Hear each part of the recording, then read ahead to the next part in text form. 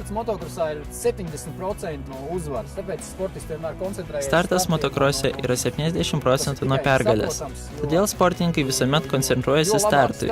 Tai yra savaime suprantama. Todėl, kad juo geresnis startas, tuo lengviau važiuoti.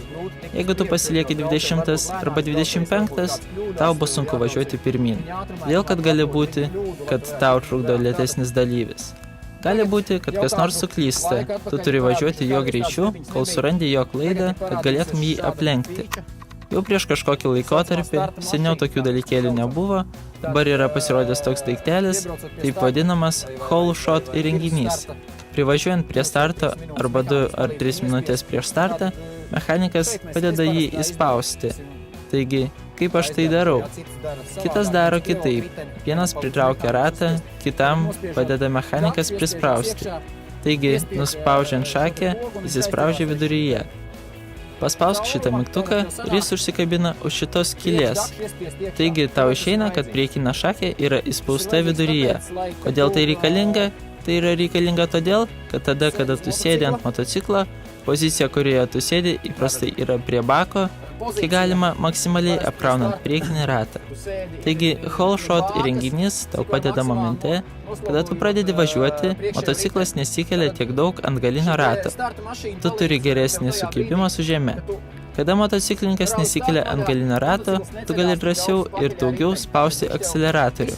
Ir tu iki posūkio gali kartais nuvažiuoti su nuspaustu galiniu ratu. Ir jis atšoka tik tuo momentu, kada tu spaudi stabdžius arba pakliūni į kokią duobę. Ir kada tu praktiškai esi jau nuvažiavęs 30-40 metrų. Savo užduotį šis įrenginys yra atlikęs. Tavo motociklas nepasikelia ant galinio rato. Dar, ką reikėtų žinoti apie startą. Starte įprastai mes laikome, nors aš laikau akceleratorių, paspaustą 50%. Tai yra tuo momentu, kada yra pasuktas 5 sekundės. Tai yra 5 sekundės iki starto barjero kritimo. Tada, kada tu laikai akceleratorių paspaustą 50%, tu turi žiūrėti į starto barjerą. Žiūrint į starto barjerą, tu turi nusispaudęs sankabos svirtį, kurį tu laikai išspaustų štai taip. Taigi, kada barjeras krenta, tu turi akceleratorių sukti dar daugiau ir tuo pačiu momentu paleisti sankabos svirtį, kad motociklas maksimaliai gautų didžiausią galią starto momente starto šūvio. Jeigu tu tai pagauni, tu turi iš karto jungti greitį į viršų. Pavyzdžiui, įprastai visi sportininkai startuoja antra pavara, kiek su dideliais, tiek su mažais motociklais, kiek aš esu girdėjęs.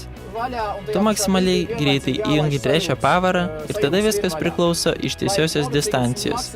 Kiek ji ilga, kiek ji trumpa, kad tu galėtum jausti motociklo variklio momentą, kada tu turi persijungti aukštesnę pavarą arba tu gali važiuoti tuo pačiu greičiu. Taigi antras bėgis yra tas, su kuriuo tu pradedi, tada įjungi trečią ir tada tempiam ir išeina ketvirtas bėgis. Tad tu turėtum pagreitį. Tai reikia pajausti tiesiog pagal motorą. Kaip aš irgi sakau daugumą saviems kursantams, tu turi jausti, kuriuo momentu tu turi persijungti.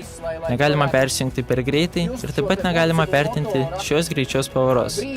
Aš patarčiau prie kiekvieno persijungimo nedaug paspausti sankabą.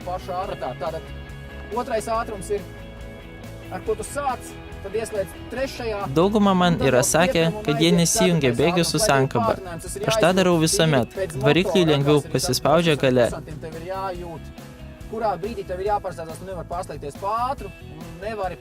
Aš esu tai patikrinęs ir tai veikia labai gerai, jeigu tu moki tai teisingai atlikti.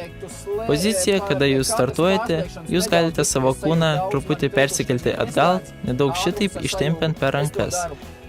Visu laiku, lai motoram uzgriež, vieglāk šo jaudu uzgriež. Es pārbaudīju to. Tada, kada įsijungi greitį, tu apkrautum galinį ratą. Ta reikėtų daryti, kad tu maksimaliai greitai patektum į priekį. Taigi startuojant, aš nedaug ištiesiu nugarą, bet tai yra tik starto tiesėje, kad tu apkrautum galinį ratą, šitaip nueinant atgal per motociklą. Tāpēc, lai tu maksimāli ātri tiec uz priekšu, Taigi prieš posūkį du stabdai, ateini prie bako, vėl nuspaudžiama sankaba, stabdžiai ir jis yra paleistas. Ir mes nuvažiuojame. Svarbus dalykėlis prie starto yra taip pat sankabos svirtis, vadinamasis ryčiagas. Jį reikia paleisti negreitai, o bandyti jį paleisti taip, kad tu pajaustum motociklą, kad jis nesubuksnuotų. Šo te sajūgas vīru, kaucamo hēbeli, kā mēs sakam arī. Sajūgas vīru startā. Jį reikia paleisti negreitai, o bandyti jį paleisti taip, kad tu pajaustum motociklą, kad jis nesubuksuotų. Bet tai yra ilgas ir sunkus treniravimas, kad tu prie to priprastum. Būna, kada sportininkai kartais sankabą paleidžia per greitai, motociklas vis tiek su visa whole-shot įrenginiu pasikelia ant galinio rato. Tenka sustabdyti akceleratorių ir viskas, startas jau pralaimėtas.